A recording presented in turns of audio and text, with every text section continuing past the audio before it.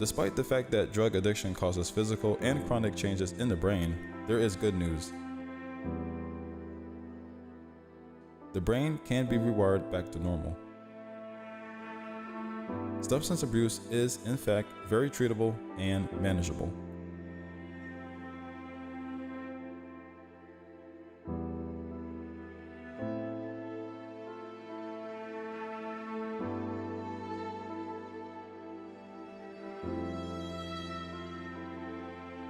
Of course, it is not an overnight solution. It takes time for the brain to rewire back to a healthier state, just as it took time for the person's brain to rewire in favor of drug use.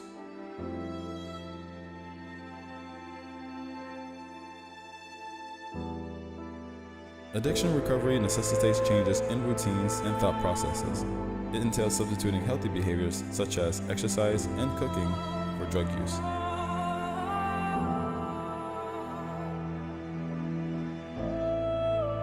It also entails reframing a person's perspective and definition of drug use.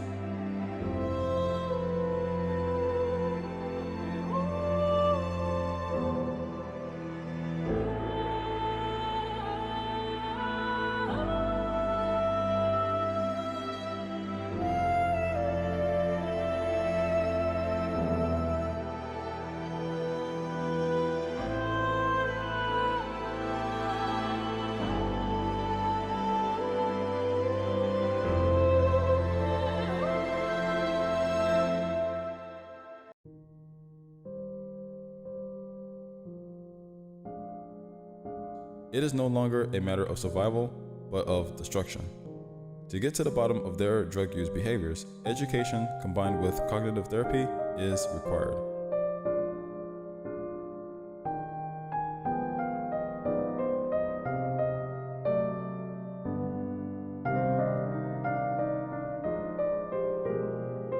By considering the outcomes and alternatives, the brain can be taught to crave healthier behaviors and to dismiss drug cravings over time.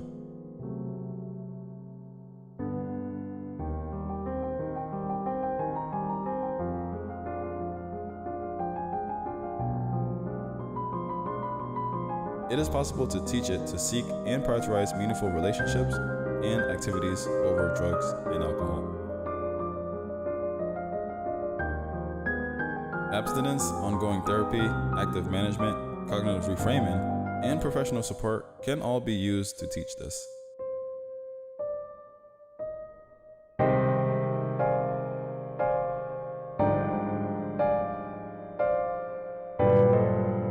As the homelessness crisis worsened, there has been numerous attempts to regulate in Kensington encampments. Many have urged Mayor Kenny's administration to address the neighborhood's deplorable living conditions.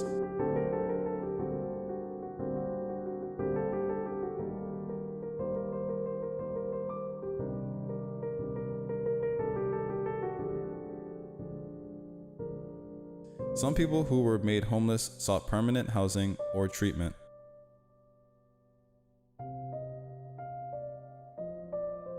But the majority of the population will not leave an area where drugs were easily available.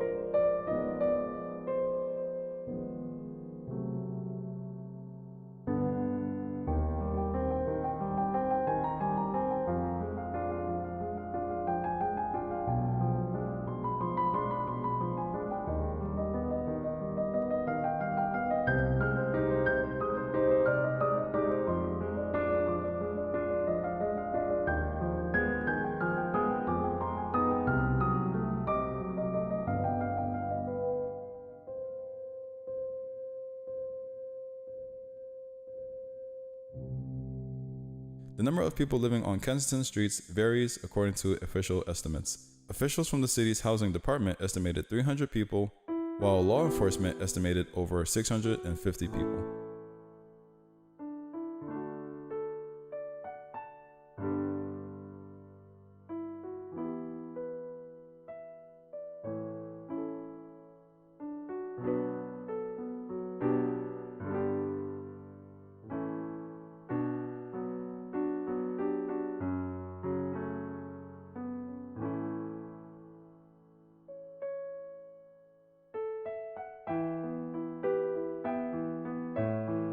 Housing justice advocates have pummeled the city's treatments of encampment residents in both Kensington and Center City, claiming that officials failed to provide adequate long-term housing options after closing down their living sites.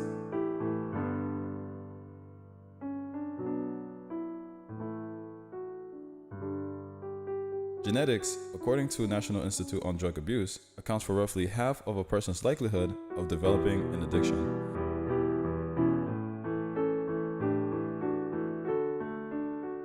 As a result, environmental risk factors such as stress, trauma, abuse, and lack of education, low-income neighborhoods, and high school parties play an important role.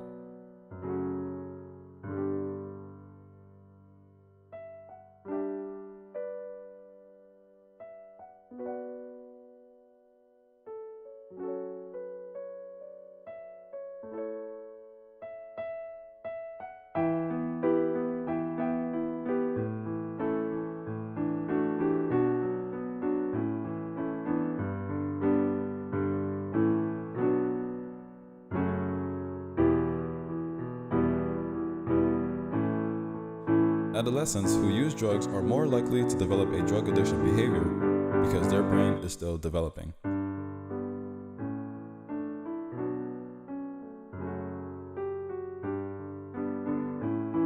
Exposing the brain to drugs during this critical period can result in long-term brain changes and an increased risk of dependency later in life.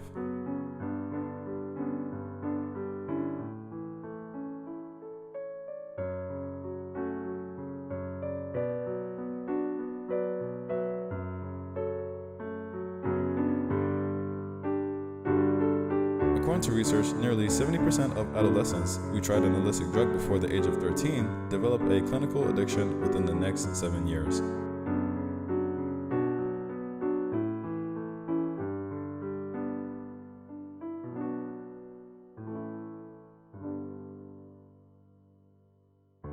Those between the ages of 18 and 25 are also at high risk as their brains mature.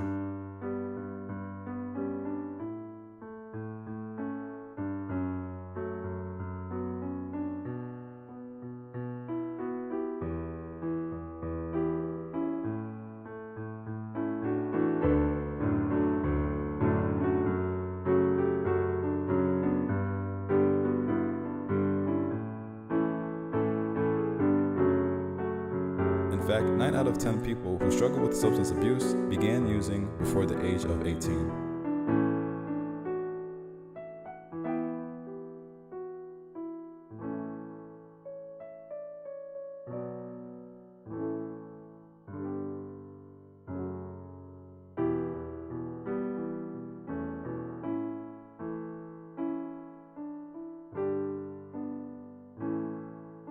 Science has contributed to a better understanding of how drug abuse affects people and how addiction develops over time.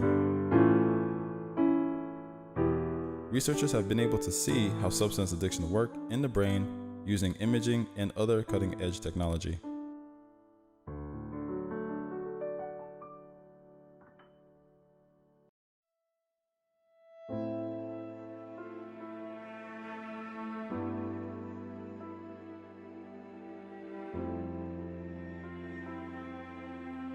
It all starts with a long period of drug use. When a person uses drug on a regular basis, it alters the way the brain functions.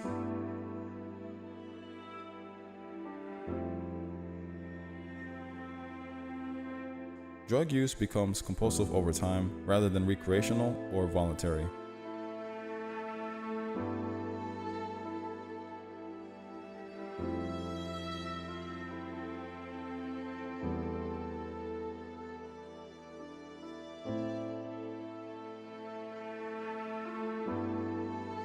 It is no longer a choice for them to use drugs, it is beyond their control. When a person uses drugs, the brain produces dopamine, a pleasure chemical.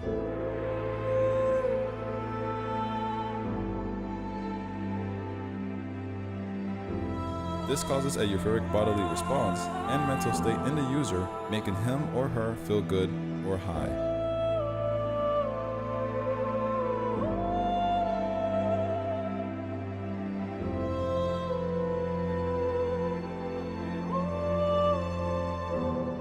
When the brain is exposed to this on a regular basis, it becomes reliant on the feel-good behavior.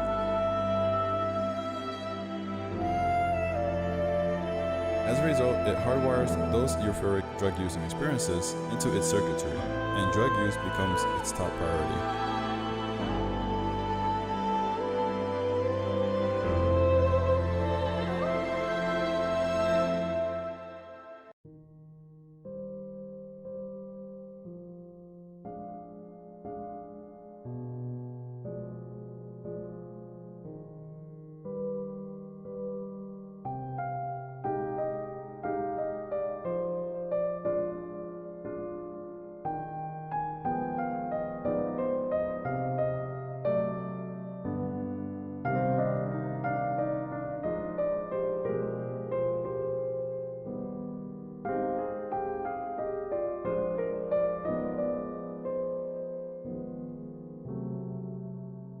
These are physical changes that will occur. The brain's reward system, a primitive system that exists to ensure we seek what we need, becomes hardwired to prioritize drug use over all other activities.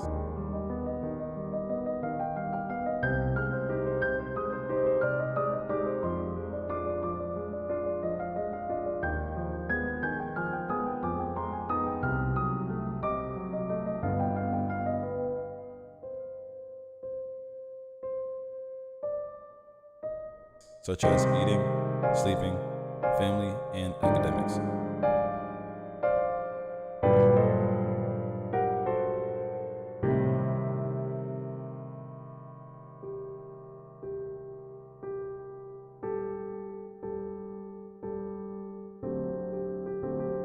Homelessness continues to be a major issue in Philadelphia, notably on Kensington Avenue. In the city, approximately 5,700 people are considered homeless, with approximately 950 of them being unsheltered. In comparison to other parts of Philadelphia, this side of town has the highest concentration of homeless people. Homelessness is caused by a variety of factors, including poverty, inability to afford a place to live, and falling outside of the system, all of which makes meeting housing requirements more difficult.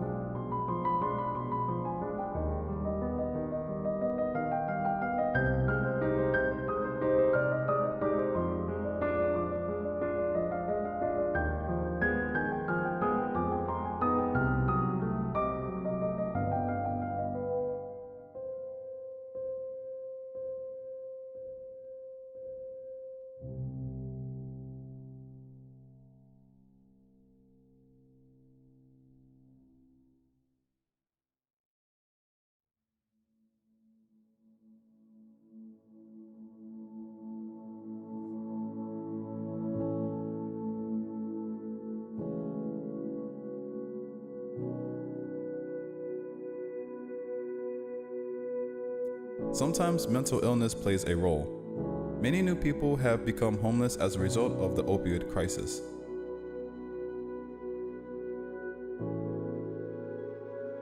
Although the homeless population is spread throughout Philadelphia, including Center City, and across the country, Kensington Avenue has the highest number of homelessness.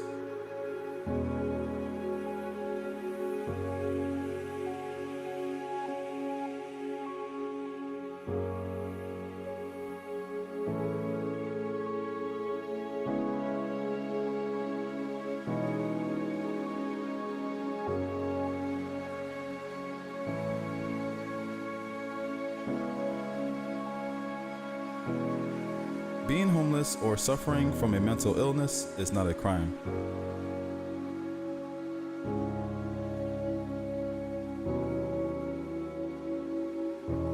It is also not illegal to sit, occupy, or sleep in public places.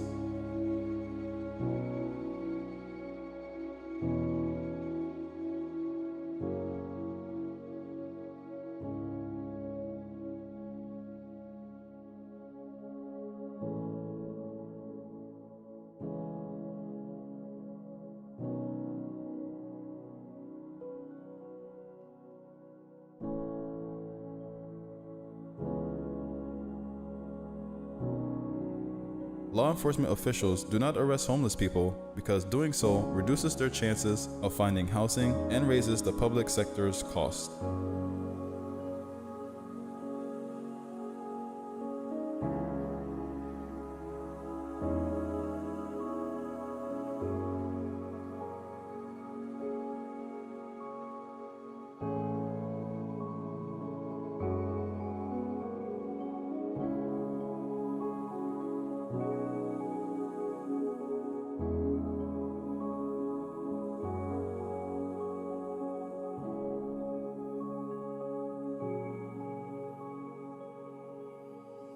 Law enforcement officers are always looking for ways to help those in need of a place to live, while also protecting the rights of residents, businesses, and visitors.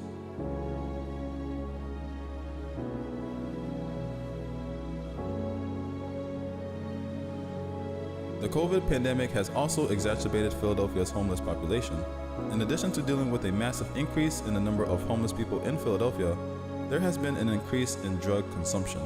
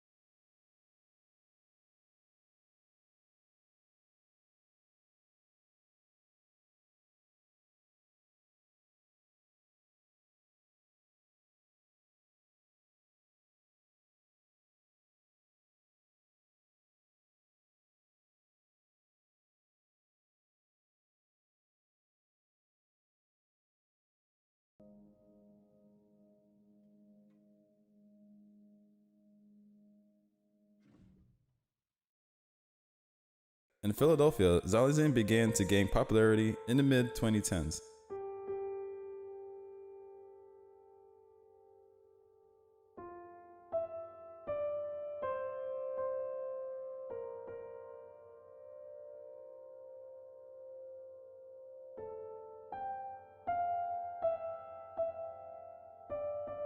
People who use and sold drugs allege that xylazine had become a highly sought-after substance and that it has become a much more common component of the local drug supply.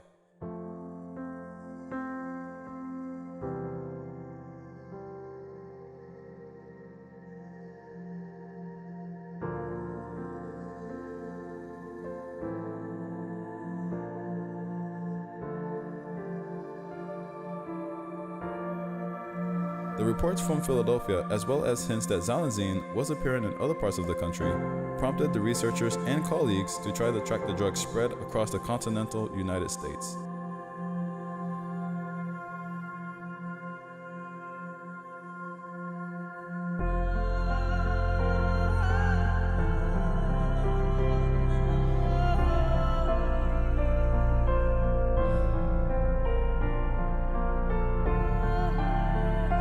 Housing was found in 0.36% of overdose death in 2015, according to research. It increased to 6.7% by 2020.